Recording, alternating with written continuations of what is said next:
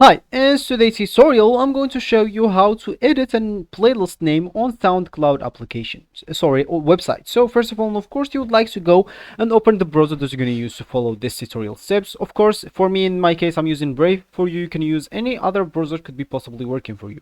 Then you would like to go and type SoundCloud, then hit the enter button. Then, of course, you would like to enter the first website or the first link, name it whatever you want. So anyway, from here, as you can see, you would like to first of all go create your account if you don't have an account, but if you do have an account, just ignore all of that, log into your account, and let's just get straight into this tutorial. So as you can see, this will actually be your home or your main screen on the application.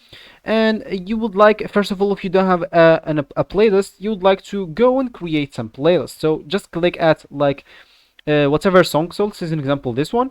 Click here and click at add to playlist. Of course, if you never have a playlist, you'd like to go and create a playlist here, name it, and of course add it, and you can add the playlist, the songs to playlist whenever you want after that.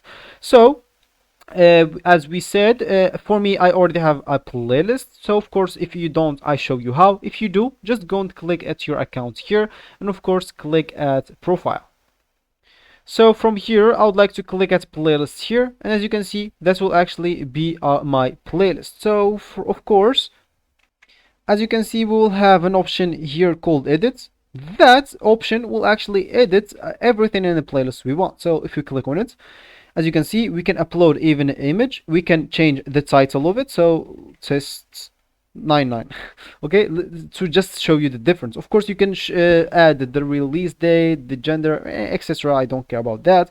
All I care about is the title now. So of course, just go and click at save changes, and now you would like to actually refresh the page, and as you can see, the name of the playlist now is test 99. So this will be actually for this tutorial. I hope you like it. Thank you guys for watching, and goodbye.